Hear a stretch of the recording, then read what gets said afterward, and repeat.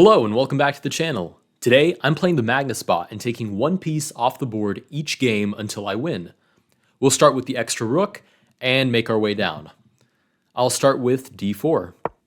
I'm just looking to play a solid game, get some fair trades, and eventually my material advantage will make itself known and I can convert a pretty easy win. We're met with bishop to g4, which is a very interesting way of developing, and it kind of tempts h3 right away. Alternatively, I could play knight to f3 and see if he leans into a trade right away. I'll play knight to f3 and see if he accepts the trade. He ignores it, which makes sense because it's not in his best interest. So I'll continue with e3, maybe bishop to e2, h3, and just play a solid game. So e3, and we're met with g5, super aggressive, and I can't actually take it because takes, and I end up losing an exchange, basically. So we'll play bishop to g3, the only other option. We're met with knight to f6, and this pin is starting to bother me, so I can either play bishop to e2 or h3 to handle it, and bishop to e2 seems infinitely more decisive, so I'll play bishop to e2. He does accept the trade finally, and we'll recapture with the bishop. Whoa, we get c5. This was actually a move that I definitely didn't expect because he loses the right to castle kingside just by not having a rook, which seems secondary, but it's kind of definitive because either he keeps his king in the center or he castles queenside. So the fact that he feels confident pushing c5 is really suspicious to me. So I'm just going to meet that with c3 and play solid. He does play knight b to d7, which is perfectly normal. And frankly, if he had an extra rook on h8, this would all seem like relatively normal bot play. But without the rook, it's kind of weird that he's playing so similarly. We'll continue with our own development, knight to d2. And we're met with queen to b6, which is a very classic idea, hitting the b2 pawn. And now he's set up for that long castle. He doesn't have a light squared bishop to kick my rook, so I'm just going to play rook to b1. And he offers a trade? I'm trying to play principled here. I'm up material, I should make fair trades. So it seems weird to me that he's offering fair trades. Normally, bot is good about understanding conceptually what should happen and then smacking me down as soon as possible. But seems that's not the case here, or there's something I'm missing. Either way, it seems best to me to capture, so I will.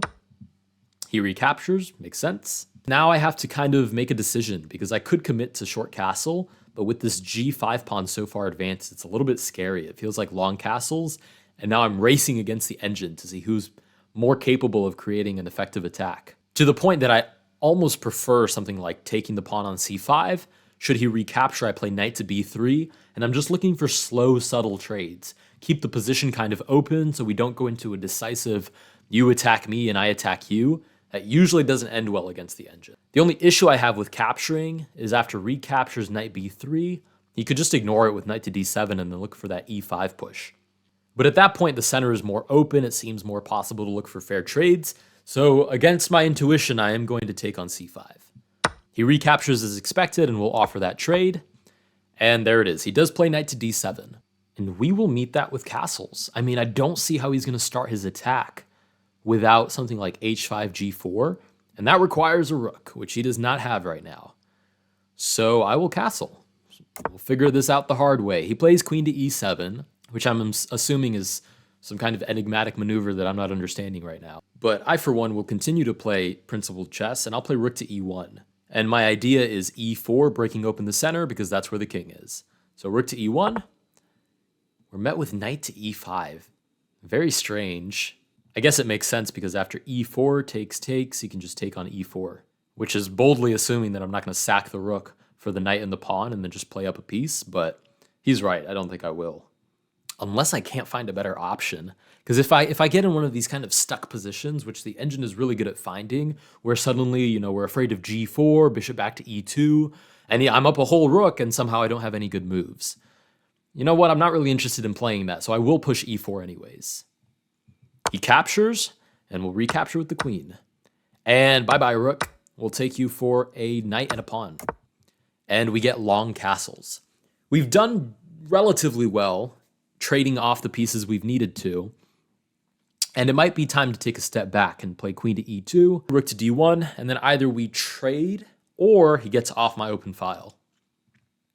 So we'll play queen to e2.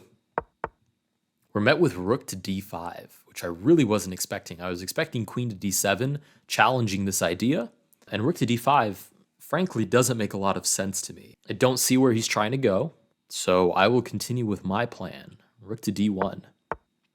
Okay, he stacks his queen and his rook, seemingly one tempo too late, and it seems that queen c4 check is now an option.